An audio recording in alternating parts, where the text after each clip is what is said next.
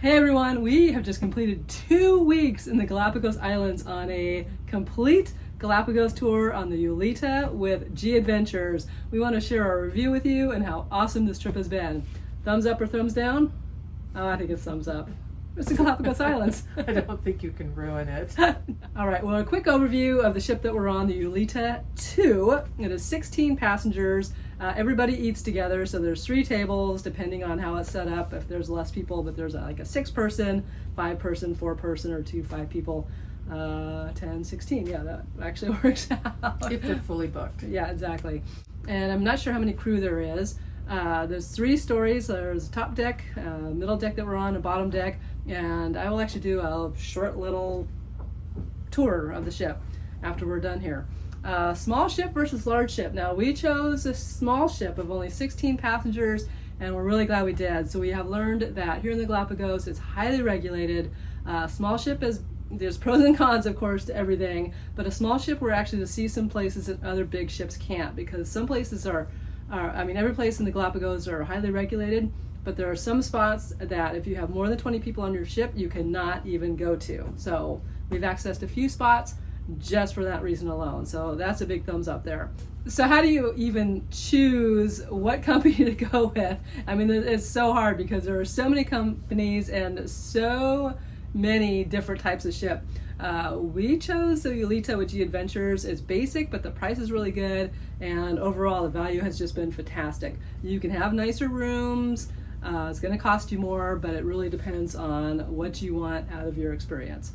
Yeah, and I think we came to the conclusion that some of the other passengers did, which is how much time are you really going to spend in your room? So it does depend on the amenities you want. Yeah. All right, so let's get into some of our review points here. First of all, let's talk about our typical day. It's pretty busy, Yeah. so this is a very, very active Yeah. cruise. And I think we were a little surprised about how active it really has been. It's like go, go, go, go, go. And in some ways it's feel a little rushed, but that's, you know what? You can choose not to go on every excursion also. And part of that too is that they are allocated a certain time of day to go to a certain area or to snorkel in a certain area.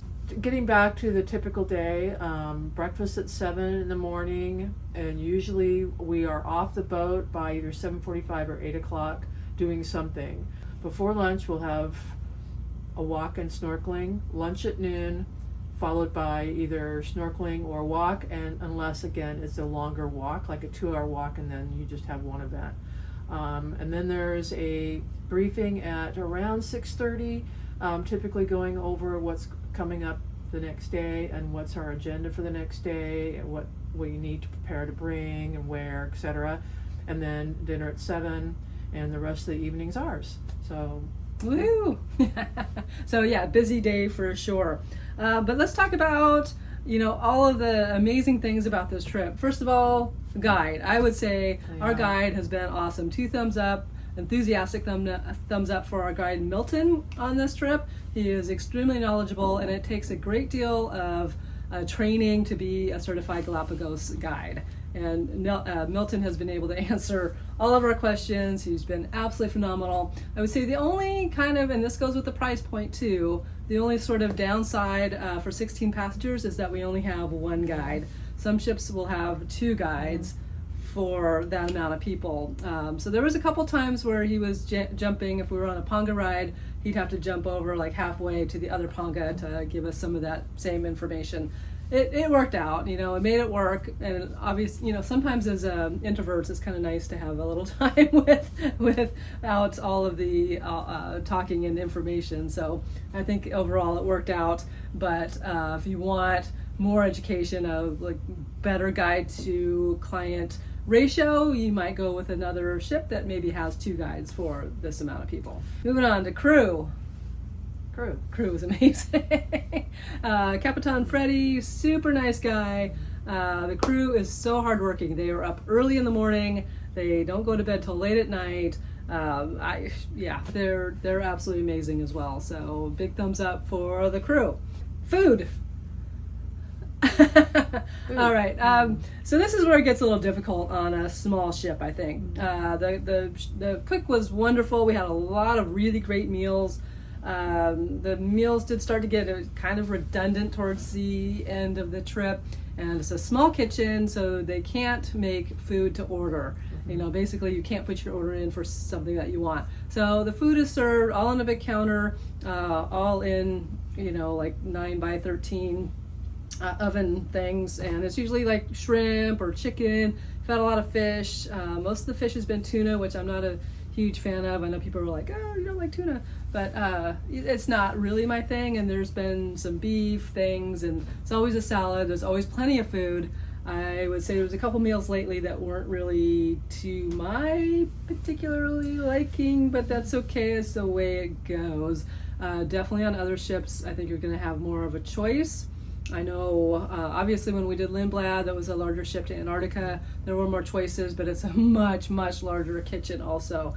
And more people. And more people. So yeah, you really have to bear that in mind if you're going on a really small ship like this. The food choices, you're not going to have a lot of choices. It's also the Galapagos, and you know they have to acquire food, has to be flown in or purchased from the islands or whatever, but it can be difficult for them to actually get what they want to have on the ship. Yes, and going along with that too, that kind of goes with the alcohol selection as well. We had 2 different Sauvignon Blancs for white wine, and a Merlot and a Cab Sauv Carmenere blend. So not the best choice of wine, and Joshua, the bartender, did say that normally they have more of a selection, but it really depends. Again, kind of like the food. What can they get from the mainland? What comes in on a particular shipment? Because they've got all these champagne glasses hanging there and no champagne. He goes, yeah, normally they'd like to have that, which is maybe a good thing they didn't have champagne, because that's one of our favorite things to drink. Beer, I would say it looked like they had maybe 2 options, 2 or 3 options for beer, and they had a few hard alcohols. And they will make mixed drinks for you, given what they've got. And certainly when we see another ship that's been following us just about the entire time on our 2-week trip is called the Endemic Luxury Galapagos Cruises, and it's a very nice catamaran, probably more stable than what our ship is too, but you can see they have an outside bar with a really nice setup and probably more liquor choices. And when I did have a chance to look online once, their price for their 1-week cruise was considerably more than what we're on. So again, depending on what you want out of your experience. All right, moving on to excursions. We kind of briefly talked about how busy our days are, but the quality of excursions has been absolutely fantastic. There was a lot more snorkeling than we thought on this trip. We always felt very safe snorkeling. Milton was really great about having the big dive, what do you call those things? But it's a big red floaty diving thing that lets people know where you're at. So basically he's leading us along, always watching the currents to make sure we're going with the current and not against it. The amount of sea life underwater has been mind-blowing. We've seen sharks and rays and swam with sea lions and turtles, and oh my, it's just penguins, iguanas, massive amounts of fish that we could just go, iguanas. So it's just been phenomenal. Galapagos is an absolutely mind-blowing destination. So if you're watching this and you're thinking about going, I would just highly recommend it. The walks on shore, there was a couple of times where we had to do just ponga rides. One island was closed that we couldn't get to, so we did a ponga ride. Most of the time, they're not doing pongas, though. We're actually getting on shore and walking, going for short walks or even longer hikes. And Milton is always there giving us information and answering all the questions. So again, this cruise can be kind of as active or as inactive as you want, but hey, you're here, so you might as well do as much as you possibly can, because it takes a bit to get out to this destination. Okay, accommodations. Now this is where it gets to be, how much time are you in your room? They're pretty basic. I mean, we have 2 twin beds. There was a little bit of misinformation, we thought, before online that I had called G Adventures about, because it said let them know if you want a double bed or 2 singles. And when I called, they said, oh no, you only get 2 singles. So we have 2 single beds in our room, shower, which is just fine, but it's basic. This is an older ship. It's a little worn, you're gonna find some funky little wallpaper things going on. The fit and finish is a little funky, but again, we're not really in our rooms that much. You can certainly spend a considerable more, huge amounts of money for nicer ships and nicer rooms. But for us, this was all about kind of spreading our money because we're here for 2 weeks, and that adds up. Spreading our money for other trips in the future and going, a little bit more basic on this one. But we don't feel like we went basic on the experiences or the guide, for sure. All right, well, final tips, because again, there's so many companies to choose from. It's just really ask in your mind, what kind of trip do you want? What kind of accommodations do you want? What kind of other amenities do you want on board? How much money do you want to and spend? How much money do you want to spend? Because you can spend, and in full disclosure, we spent $5,000 a week on this trip for 2 weeks, and that was each. The endemic, I looked online, and that was $8,000 a week. And I know that there's other companies that are like $10,000 for a week, and they may even go up from there. So we've definitely seen some very nice small luxury yachts and sailboats, catamarans. We do know it was kind of rocky a little bit at times too. So if you're prone to motion sickness, you may consider a ship or a boat that is a catamaran, because that will give you a little bit more stability. There's always something Larger to see. ships too. Yeah, are going to be more stable. They might have stabilizers as well. Time of year, there was always something to see any time of year. We did hit it in May, where the currents are again changing, so it's bringing in colder water, but it was kind of right at the edge. So you can always think of that too. There's times of year where the snorkeling's not as good because it's going to be murkier, and then there's sort of a dry season and a wet season, and on and on. But there's still no bad time to come to Galapagos Islands. So I would add, this particular provider does not have a laundry service. They don't have Wi-Fi. The way we do laundry is we do it ourselves, wash it out in a sink or in the shower. We just brought little laundry Like little sheets laundry that you can just yeah. tear up a piece. Some people brought powder. You basically do it yourself and then hang it upstairs. They have an area where you can hang your laundry or your bathing suits or whatever. All right, well, this was a bucket list item for us, and it's truly been mind-blowing on so many levels. It's just an amazing destination. We both grew up, learning about the Galapagos Islands, but this trip has given us a really unique perspective into the conservation efforts, how things, there's different types of species on each island. There's like different iguanas that are endemic to different islands, and birds, and it's just crazy how you can have the same kind of species but different. Mockingbirds are different. The finches. Iguanas. There's little black finches, and so yeah, we just had a really mind-blowing experience this week, learning so much. Some of the things we did, we saw giant tortoises, we snorkeled, we hiked, we saw some amazing viewpoints, we walked over old lava fields. Oh, and the most cool thing was actually saw a really great eruption going on. A captain went over there so we can go see it, went off the itinerary plan, which was absolutely amazing, and mine was blown for 2 full weeks. One tip is to be aware that the water temperature can be quite cool. Oftentimes you're just floating, looking at all the fish, so you're not really moving around. So if you can, bring another layer, and if you can or have it, I would say bring your own snorkel stuff. Right, you can bring a rash guard to put over, because what they're giving us is shorty wetsuits. Yeah. And I actually got stung by a jelly because we didn't have room in our luggage this trip to bring our full wetsuits.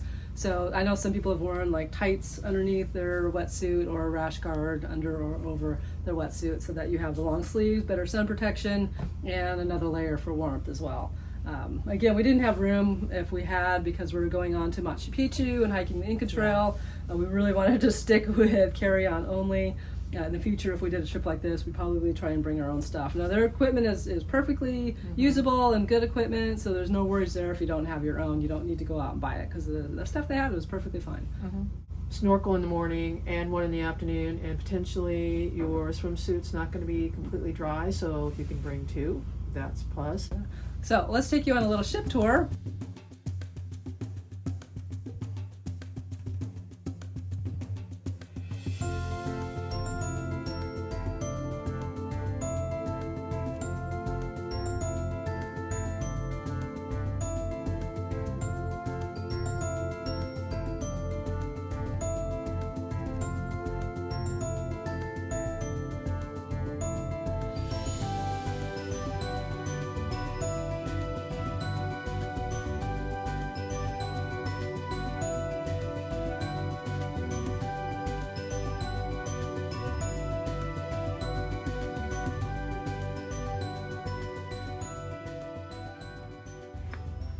right, it's a little quieter in here, and I wanted to give you a really quick room tour. We're getting ready to leave today. So here it is. It's small, it's comfortable. The beds are a little hard, but actually I slept fine on them, no problem at all. So they were actually comfortable. 2 twin beds. There are, I think, a couple rooms that pass by where they were pushed together. You do have pretty good storage space in here. So we have a nightstand with 2 drawers. Unfortunately, we put a little too much stuff in the top drawer, and when we're rocking and rolling, that drawer would tend to come out. There are windows, but they don't open, and nicely they have retrofitted this with some mini splits, so there is air conditioning in each room.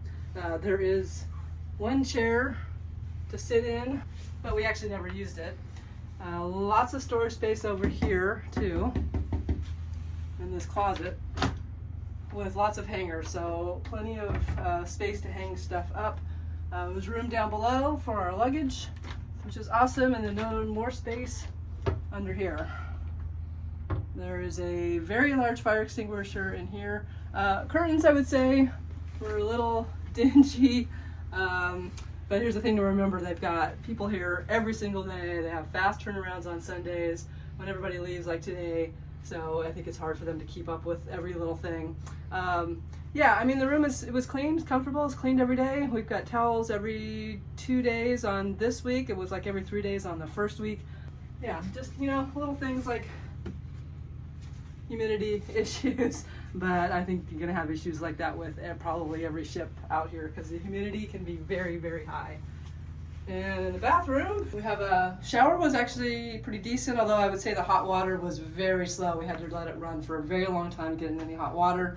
And then if everybody's taking showers after snorkeling, there really wasn't that much hot water, but it was a good shower. They do supply shampoo, no conditioner, so bring your own if you want that. No hair dryers. And there's 1 outlet up here in the bathroom. We do have hot water, but it's a push thing, so that's a bit of a bummer to not have hot water here.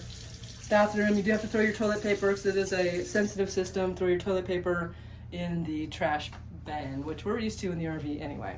And one thing I did want to point out here is this is the only outlet in our actual room. So we had a couple different adapters in here, cameras, all coming off of 1 adapter plug that we have. So that, and then lights on each side for each person. Life jackets are over there in the corner if you need them. One more thing, it's actually can be quite noisy on the ship, and I think that's a small ship kind of thing, because I don't remember that kind of noise on a larger Antarctica ship that we were on. But bring earplugs and probably an eye mask, because a lot of times we're underway at night, and it can be very noisy when the engines start up, and the engines are basically right below us, but everybody in the ship can hear it. The anchor chain is in the front and we're in the back, but we can still hear that as well. So there will be times that you will be woken up by the engine starting at about midnight sometimes is when they're underway. And that's just part of it. Just be aware that there's going to be noise at night, and sometimes when we're underway at night, there's definitely some rocking and rolling. So bring that motion sickness stuff too if you need it.